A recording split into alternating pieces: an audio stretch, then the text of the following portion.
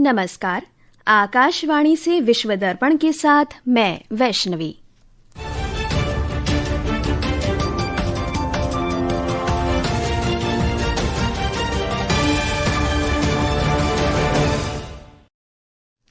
मुख्य समाचार।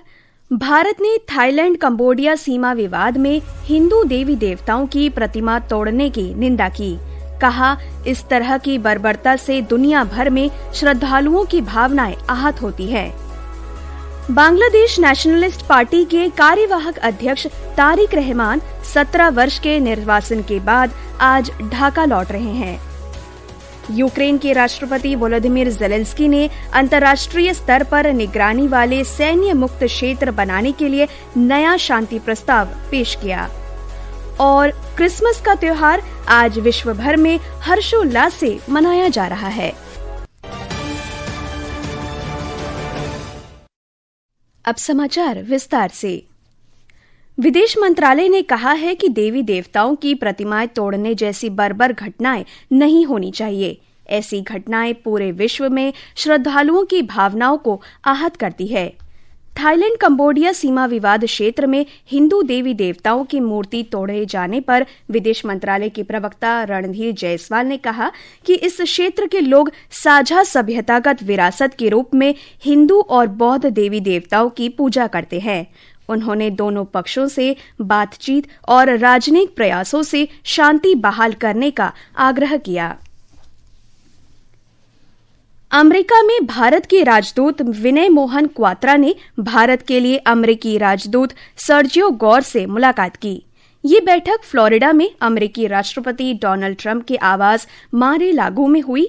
इस अवसर पर व्यापारिक संबंधों को मजबूत करने के साझा लक्ष्य पर चर्चा हुई।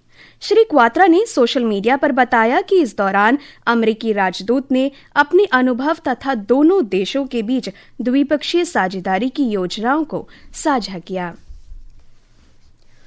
बांग्लादेश नेशनलिस्ट पार्टी BNP के कार्यवाहक अध्यक्ष तारिक रहमान 17 वर्ष के निर्वासन के बाद आज ढाका लौट रहे हैं। श्री रहमान लंदन के हीथ्रो हवाई अड्डे से विमान बांग्लादेश एयरलाइंस की उड़ान से रवाना हुए। एक रिपोर्ट।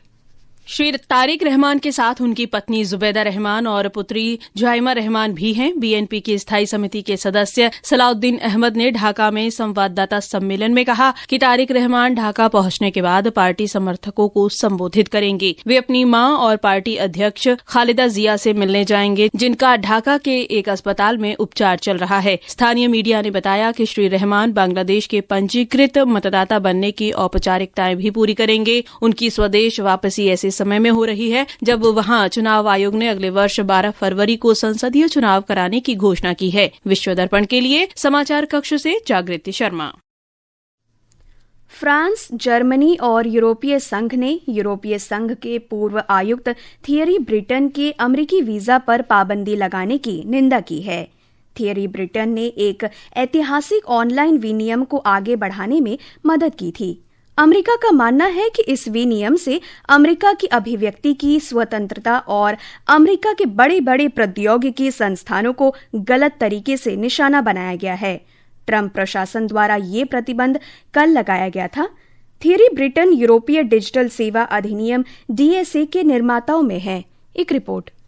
यूरोपीय संघ का कहना है कि DSA का उद्देश्य उस ऑनलाइन माहौल को सुरक्षित बनाना है जिनमें तकनीकी विशेषज्ञों से अनुरोध किया गया है कि वे अवैध सामग्री, नफरत फैलाने वाले भाषण और बच्चों के यौन शोषण से जुड़ी खबरों पर अंकुश लगाने के लिए अधिक सक्रियता से काम करे। फ्रांस के विदेश मंत्री जियान नोएल बैरोत ने बताया कि DSA ने लोकतांत्रिक प्रक्रिया को मंजूरी दी थी और जिससे अमेरिका प्रभावित नहीं होता है। यूरोपीय आयोग ने भी यूरोपीय संघ के पूर्व आयुक्त सहित 5 यूरोपीय नागरिकों पर वीजा प्रतिबंध लगाने के अमेरिकी फैसले की कड़ी निंदा की है। विश्व दर्पण के लिए प्रशांत कुमार। विश्व दर्पण समाचार आकाशवाणी से प्रसारित किए जा रहे हैं। ताजा समाचार जानने के लिए आप हमारे social media handle x@AIR news Hindi को फॉलो कर सकते हैं। यूक्रेन के राष्ट्रपति वोलोदिमीर ज़ेलेंस्की ने एक नया शांति प्रस्ताव पेश किया है।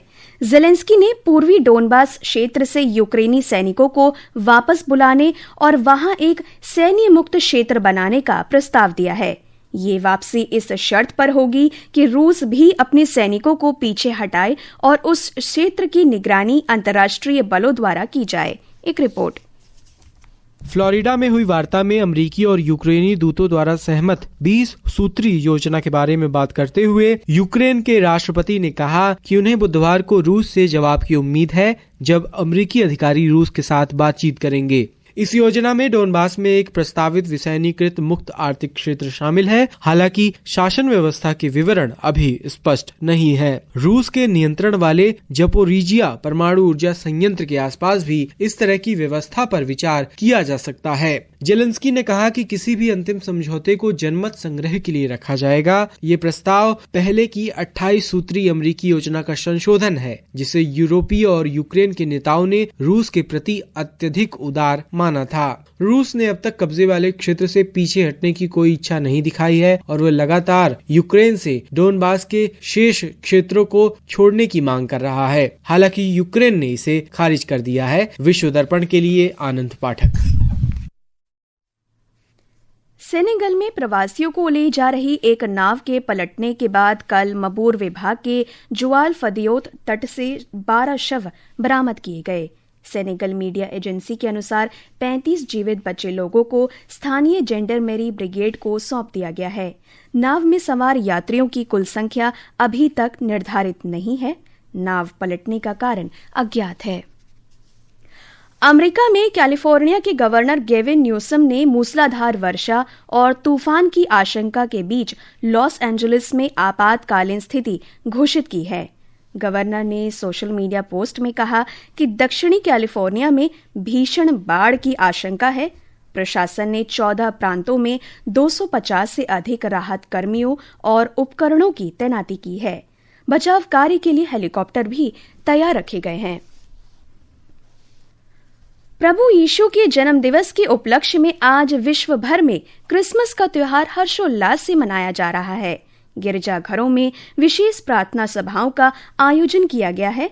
इस अवसर पर लोग क्रिसमस ट्री और अन्य साजो सामान से घरों की सजावट करते हैं और एक दूसरे को उपहार देते हैं। वेटिकन सिटी में 14वें पोप लियो दुनिया के सबसे बड़े चर्च सेंट पीटर्स बेसिलिका में क्रिसमस समारोह का नेतृत्व कर रहे हैं। वे आज चर्च की बालकनी से रोम और पूरे विश्व के लिए विशेष क्रिसमस संदेश देंगे। गोवा से हमारे संवाददाता ने बताया है कि आज पूरे राज्य में उत्साह का माहौल है। ऐतिहासिक चर्चों से लेकर हर घर तक गोवा परंपरा और आधुनिकता के जीवंत संगम के साथ क्रिसमस मना रहा है। राज्यपाल पुष्पति अशोक गजपति राजू, मुख्यमंत्री डॉक्टर प्रमोद सावंत और आर्क बिशप फिलिप नेरी कार्डिनल फेराओ ने हार्दिक शुभकामनाएं देते हुए राज्य के अनूठे सामाजिक ताने बाने को मजबूत करने के लिए एकता का आह्वान किया है। हालांकि डिजिटल शुभकामनाओं और आधुनिक सजावट के साथ उत्सव के तरीके तो बदल रहे हैं, लेकिन इस त्योहार की आत्मा आज भी वही है। धर्म और जाति की सीमाओं से परे परिवार बेबिंका और तोदोल जैसे पारंपरिक व्यंजनों का आनंद लेने के लिए एक साथ जुट रहे हैं। पणजी से आकाशवाणी समाचार के लिए महेश चोपड़े। इस बीच नागालैंड, तेलंगाना, तमिलनाडु और पुदुचेरी में भी क्रिसमस पूरे धार्मिक उल्लास के साथ राष्ट्रपति द्रौपदी मुर्मू और प्रधानमंत्री नरेंद्र मोदी ने देशवासियों को क्रिसमस की बधाई दी है। राष्ट्रपति ने कहा कि क्रिसमस खुशी और उल्लास का पर्व है जो प्रेम और करुणा का संदेश देता है। प्रधानमंत्री ने सोशल मीडिया पोस्ट में हर एक के लिए शांति, करुणा और आशा से परिपूर्ण क्रिसमस की कामना की। उन्होंने आशा व्यक्त की कि प्रभु यीशु के संदेश समाज में एकता और भाईचारे को बढ़ावा देंगे। और अंत में मुख्य समाचार एक बार फिर। भारत ने थाईलैंड कंबोडिया सीमा विवाद में हिंदू देवी देवताओं की प्रतिमा तोड़ने की निंदा की। कहा, इस तरह की बर्बरता से दुनिया भर में श्रद्धालुओं की भावनाएं आहत होती हैं। बांग्लादेश नेशनलिस्ट पार्टी के कार्यवाहक अध्यक्ष तारिक रहमान 17 वर्ष के निर्वासन के बाद आज ढाका लौट रहे हैं। यूक्रेन के राष्ट्रपति वोलोदिमीर ज़ेलेंस्की ने अंतर्राष्ट्रीय स्तर पर निगरानी वाले सैन्य मुक्त क्षेत्र बनाने के लिए नया शांति प्रस्ताव पेश किया। और क्रिसमस का त्योहार आज विश्व भर में हर्षोल्लास से मनाया जा रहा है। इसके साथ ही विश्व दर्पण का ये अंक समाप्त हुआ। नमस्कार।